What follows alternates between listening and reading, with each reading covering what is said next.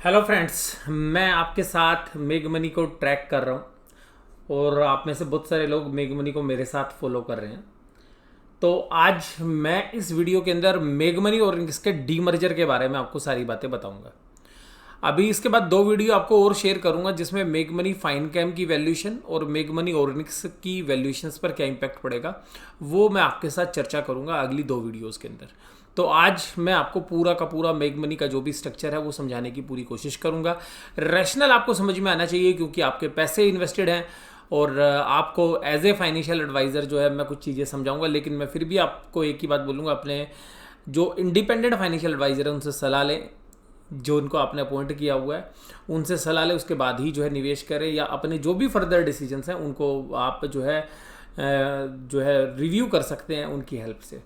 तो अभी मैं जो चर्चा है वो आपके साथ शुरू करता हूँ। तो देखिएगा, ये जो मेग मनी ऑर्गेनिक्स लिमिटेड है, मैं इसकी चर्चा आपके साथ करूँगा। ये जो कंपनी जिसका शेयर हमारे पास है, ये कंपनी वास्तव में क्या ओन करती है, सबसे पहले हम इसकी बात करते हैं। देखिए, जो मेक मनी ऑर्गेनिक्स लिमिटेड है वो तीन बिजनेसेस के अंदर है। जो तीन बिजनेसेस हैं उसमें सबसे पहला बिजनेस है एग्रोकेमिकल, दूसरा है पिगमेंट और तीसरा बिजनेस है फाइन कैम, ये वाली कंपनी मेक मनी फाइन कैम, जिसमें ये 57% ओनरशिप है। इनके पास पूरी ओनरशिप नहीं है, केवल 57% ओनरशिप है। तीन बेसिक बिजनेस है। ये जो इन्वेस्टमेंट है, इसके अलावा इन्होंने रिडीमेबल प्रेफरेंस शेयर्स भी लिए हुए हैं, यानी कि एक तरीके का लोन ही समझ लीजिएगा। जब कंपनी बंद होगी तो वो सारा जो है एज इट इज़ जो है कंपनी के पास रहेगा, मेक मनी ऑर्गेनिक्स लिमिटेड के पास। तो investment in redeemable preference shares of MFL, मान लीजिएगा एक लोन है जो इन्होंने मेक मनी फाइन कैम को दे रखा है। इसके अलावा मेक मनी ऑर्गेनिक्स के पास कुछ अदर बिजनेस हैं जो ट्रेड वाले बिजनेस हैं। जनरली ये चाइना से जो है पेस्टिसाइड्स या बाकी केमिकल को मंगाते हैं या दूसरी कंट्री से मंगाते हैं और बाद में इंडिया में सेल करते हैं, और इंडिया के अलावा उसको एक्सपोर्ट भी करते हैं, तो री एक्सपोर्ट भी करते हैं कुछ उसमें एडिशन करके, वैल्यू एडेड करके। तो वो भी बिजनेस इनके पास है। और इसके अलावा जो 57% शेयर्स हैं वो भी अदर बिजनेस में। तो वो 50% शेयर्स तो जो हैं वो कैंसिल हो जाएंगे, क्योंकि वो जो मर्जर होता है तो वो जो भी शेयर्स हैं वो कैंसिल हो जाएंगे। वो मैं अभी आपको थोड़ी देर बाद बताऊंगा। अब ये जो फाइन कैम है ये क्लोरो एल्कलाइज बिजनेस करती है। ये काफ़ी जो है कम वैल्यूएशंस पर ट्रेड होने वाला बिजनेस है, लेकिन कंपनी इसके अंदर स्पेशलिटी केमिकल वाला बिजनेस ऐड कर रही है अभी आगे चल के। और जैसे मैंने आपको पिछली वीडियो में बताया, 1000 करोड़ का एक्सपेंशन इस बिजनेस के अंदर है।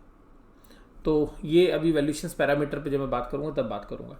अब मेक मनी ऑर्गेनिक्स लिमिटेड में हो क्या रहा है कि जो एग्रो बिजनेस है, पिगमेंट बिजनेस है और जो redeemable preference shares Fine Chem में लगे हुए हैं, उनको कंपनी एक नई कंपनी में शिफ्ट कर देगी, मेक मनी ऑर्गेनो कैम लिमिटेड। यानी कि MOL ही रहेगी, बस थोड़ा सा नाम बदलेगा और जिस भी शेयर होल्डर के पास जितने शेयर हैं उतने ही शेयर रहेंगे, बस कंपनी का नाम बदल जाएगा। यानी कि अगर आपके पास 10,000 शेयर हैं तो आपके पास 10,000 ही रहेंगे, कंपनी का नाम बदल के मेक मनी ऑर्गेनो कैम लिमिटेड हो जाएगा। इसके अलावा क्या होगा? इसके अलावा ये जो बिजनेस है मेक मनी फाइन कैम लिमिटेड का, इस बिजनेस को जो है शेयर होल्डर्स में बांट दिया जाएगा। यानी कि ये जो 57% ओनरशिप है मेक मनी ऑर्गेनिक्स के अंदर, मेक मनी ऑर्गेनिक्स की फाइन कैम के अंदर, इसके बदले में जो फाइन कैम के जो शेयर हैं वो शेयर होल्डर्स में बांट दिए जाएंगे, जो मेक मनी ऑर्गेनिक्स लिमिटेड के शेयर होल्डर्स होंगे। और ये जो शेयर्स हैं ये मेक मनी फाइन कैम को दे दिए जाएंगे कि भाई आप इन शेयर्स को पकड़िए और मेरे शेयर होल्डर्स को शेयर्स इशू कर दीजिए। तो वहाँ पे जो रेशो डिसाइड हुई है वो हुई है कि ये जो भी इनके जो शेयर्स हैं, जितने भी शेयर्स हैं, उन सब की वैल्यू निकाली गई है और उसके बदले में हमें, यानी कि जो भी मेक मनी ऑर्गेनिक्स के शेयर होल्डर्स हैं, 1000 शेयर के बदले में 94 शेयर्स मिलने वाले हैं। यानी कि जिसके पास 100 शेयर हैं उसको 9.4 शेयर मिलेगा। तो अब आप कहोगे कि 9.4 शेयर कैसे मिलेगा सर, 0.4 तो मिल ही नहीं सकता। तो 0.4 के बदले में जो भी शेयर्स की डी लिस्टिंग प्राइस होगी, यानी कि जब डी लिस्ट हो रहा होगा, क्योंकि अभी ये पुरानी कंपनी जब बंद होगी तो उसके हिसाब से इसकी वैल्यूएशंस निकाली जाएगी और जो 0.4 है वो पैसा आपको कैश में कंपनी पे करेगी। तो अल्टीमेटली 100 के ऊपर 9 शेयर मिलेंगे, अगर 1000 हैं तो 94 शेयर्स मिलेंगे, 100 पे हैं तो 100 पे 9 शेयर मिलेंगे और 0.4 का पैसा आपको मिल जाएगा। अब इस पूरी प्रोसेस के अंदर होगा क्या? तो पहले सबसे पहली बात क्या होगी कि इसके अंदर इस कंपनी को डी लिस्ट कराया जाएगा। अभी हम यहाँ तक पहुँच चुके हैं कि सैंक्शंस जो है NCLT से बस मिलने वाला है, वो कभी भी मिल जाए, इस क्वार्टर में मिले। कंपनी तो Q1 में एंटिसिपेट कर रही थी, अभी मार्च के कुछ दिन बचे हुए हैं, तो मार्च में या अप्रैल में हो सकता है कि मिले। उसके बाद देखिएगा ये लिस्टिंग के लिए अप्रूवल लेंगे जो है कहाँ से, मेग मनी ऑर्गेनिक्स लिमिटेड के जो 2 कंपनियां बनेंगी, मेग मनी फाइनकैम और ऑर्गेनोकैम, उनको शेयर अलोकेट करने के लिए सेबी से जो है परमिशन लेनी पड़ेगी, और जो एक्सचेंजेस हैं उनसे परमिशन लेनी पड़ेगी, और जो ट्रेडिंग है वो सस्पेंड करनी पड़ेगी। जो कंपनी यानी कि जो हमारे पास कंपनी का शेयर है वो कभी करीबन 15 दिन से लेकर 1 महीने तक ट्रेड करता हुआ नज़र नहीं आएगा आपको। तो ये एक बात आपने जो है ध्यान से समझनी है। और उसके बाद हमारे पास 2 कंपनी के शेयर आएंगे, एक मेग मनी ऑर्गेनोकैम, जितने शेयर हमारे पास है उतने ही शेयर आएंगे, और दूसरा जो शेयर्स आएंगे हमारे पास मेग मनी फाइनकैम के 1000 के बदले में 94 शेयर। जो मेग मनी ऑर्गेनोकैम का शेयर है उसकी फेस वैल्यू 1 रुपये ही रहेगी जो अभी हमारे पास है, और जो मेग मनी फाइनकैम का जो शेयर आएगा उसकी जो फेस वैल्यू है वो 10 रुपये। तो ध्यान रखिएगा उस शेयर की फेस वैल्यू 10 रुपीज़ है, ना कि 1 रुपये। और इसके बाद जो है हमारा शेयर जो है लिस्ट हो जाएगा। तो Q1 ऑफ 2020 तक की बात हो रही है, यानी कि हम ये मान के चलें कि जून 30 तक ये शेयर जो हमारे पास नई कंपनी का आएगा वो लिस्ट हो जाना चाहिए, या जुलाई तक, जो कंपनी ने बताया उसके हिसाब से।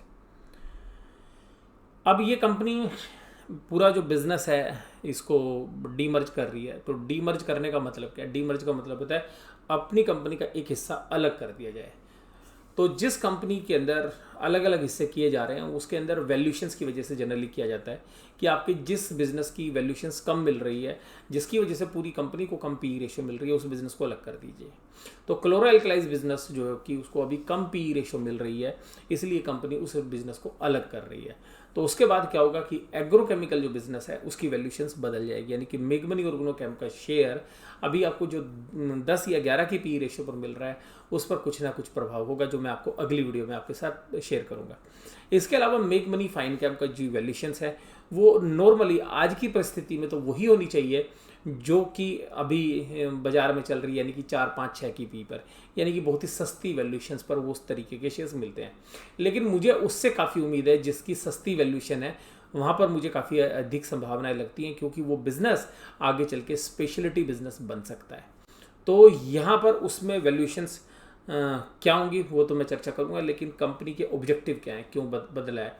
कहते हैं कि क्लोरो एल्कलाई और इट्स डेरिवेटिव को इंडिपेंडेंट और सस्टेनेबल बिजनेस में डाल रहे हैं, क्योंकि वो बड़ा बिजनेस हो गया, अब वो अकेला भी चल सकता है, एक अकेली बड़ी कंपनी के रूप में काम कर सकता है। वो एक डायनेमिक बिजनेस है, उसमें ग्रोथ काफ़ी ज़्यादा है, तो इंडिपेंडेंट वाली कंपनी अब ग्रोथ कर सकती है उसमें, तो हम इसलिए शिफ्ट कर रहे हैं। और उसके अंदर हम स्ट्रेंथ जो है वो डालेंगे और further improve operational efficiency in both the companies, और जिससे कि दोनों कंपनीज की ऑपरेशनल एफिशिएंसी जो है बढ़ जाए, क्योंकि दोनों अलग अलग तरीके के सेगमेंट है। एग्रोकेमिकल में आप अलग फोकस करिए, पिगमेंट में हालांकि अभी एग्रो के साथ ही फोकस होगा, तो हो सकता है कि आगे चल के आपको पिगमेंट भी अलग होता हुआ नजर आए। मैं ये आपको एज ए जो है एडवाइज़र जो है, मेरी जो प्रिडिक्शन है मैं उसके हिसाब से सोच रहा हूँ, जो मेरा दिमाग है, जो मेरे अनुमान है, जो मुझे लगता है कि जो हो सकता है आगे चल के। जैसे कि मैंने ये डी मर्जर जो है करीबन 4 साल पहले ही आपके साथ शेयर कर दिया था कि ये कंपनी जरूर से जरूर करेगी, तब तक तो इस बारे में कोई सोचता भी नहीं था। तो मुझे अभी भी ये लगता है कि पिगमेंट को भी आगे चल के अलग कर सकते हैं, वैल्यू अनलॉक कर सकते हैं। इस बिज़नेस के अंदर एक सबसे खास बात है कि जो 2 बिज़नेस हैं वो MOL जो है क्लोरो एल्कलाइज वाला जो बिज़नेस है वो MFL में रह जाएगा, और जो MOL के अंदर जो है एग्रो और पिगमेंट वाले बिज़नेस रह जाएंगे। तो यहाँ पर जो दोनों की अपनी जो डिविडेंड की पॉलिसीज़ हैं उसको भी अलग अलग तरीके से वो डिसाइड कर पाएंगे। अब इसके अंदर शेयर होल्डिंग पैटर्न क्या, इसको समझिएगा, ये सबसे खास बात है। देखिएगा MOL के पास जो शेयर्स हैं MFL के अंदर वो 57% है, यानी कि जो कंपनी डीमर्ज होगी जिसके हमें 94 शेयर मिलेंगे उसमें 57% ही ओन करते हैं, और बाकी 42.84 जो है इंडिविजुअल शेयर होल्डर जो है ओन करते हैं, यानी कि जो सापोरकर फैमिली और जो पटेल फैमिलीज हैं, जो मेग मनी ऑर्गेनिक्स के प्रमोटर्स हैं, उनके पास ये शेयर्स हैं। तो उनके पास ऑलरेडी 42.84% शेयर्स हैं, वो ओन करते हैं। अब बात ये कि MFL का जो शेयर होल्डर है, शेयर होल्डिंग पैटर्न है, वो अब किस तरीके से होगा।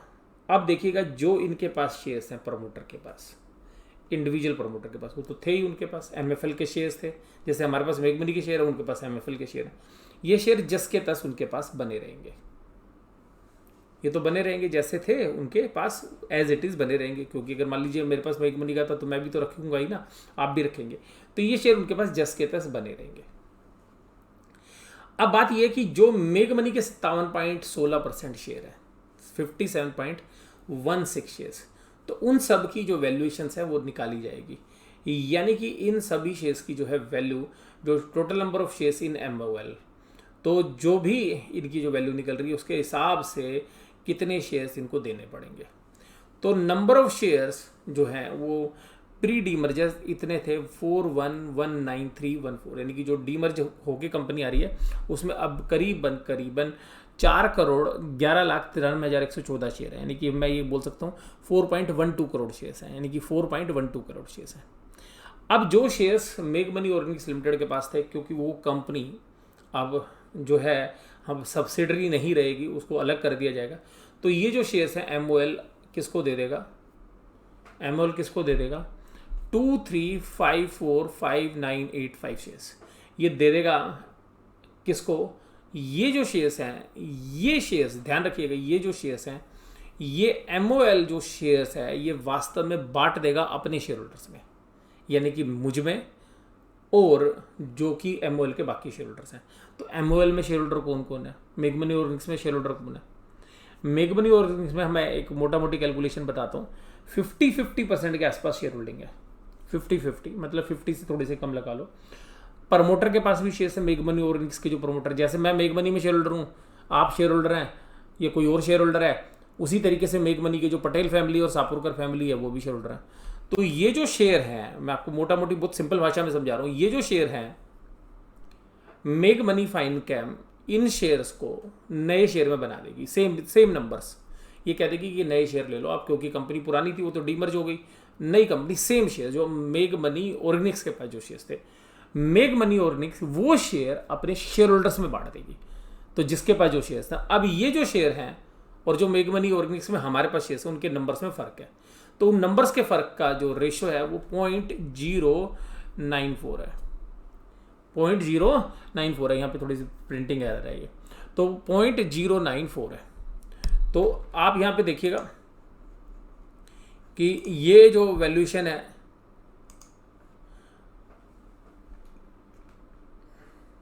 एक मिनट,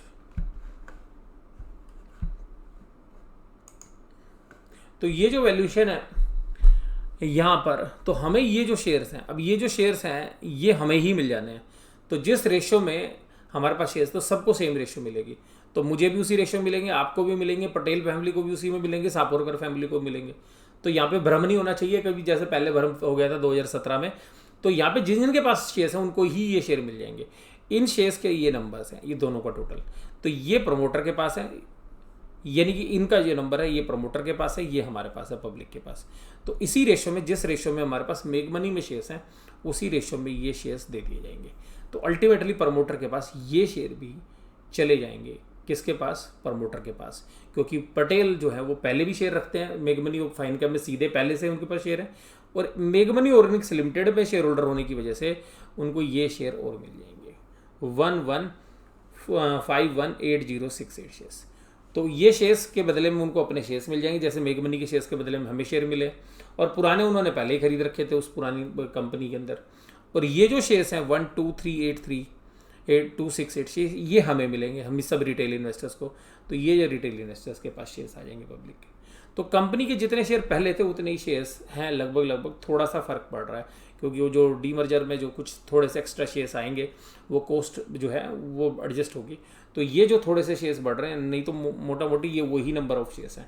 अब ये जो शेयर्स हमें मिल रहे हैं स्वैप रेशो में, इन स्वैप रेशो से ये जो कैपिटल है ये बन जाएगी 4.15 करोड़ शेयर्स, कौन सी कंपनी के, मेग मनी फाइन कैम में, और उसके शेयर्स की फेस वैल्यू रहेगी 10 रुपये।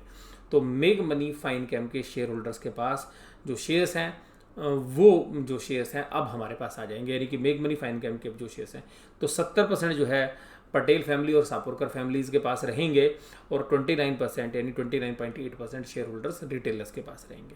तो ये समझिएगा, अगली वैल्यूएशन तभी समझ में आएगी जब ये आपको समझ में आएगा, तो इसको ध्यान से समझ लीजिएगा, सारी डिटेल आपके सामने है। बात ये कि मेग मनी का एक शेयर के बदले में हमें एक शेयर मिलेगा, मेग मनी फाइन कैम के 1000 शेयर के बदले में हमें 94 शेयर मिलेंगे, और इसी तरीके जिस तरीके से हमें मिलेंगे, क्योंकि मेग मनी में शेयर होल्डर कौन है, 50% हमें, 50% सापुरकर और पटेल फैमिली है, तो 50-50 मोटा मोटी कैलकुलेशन बता रहा हूँ, हालांकि उनके पास 50 से ज़्यादा है थोड़ा, तो वो जिस रेशियो में शेयर होंगे उस रेशियो में वो शेयर मिल जाएंगे।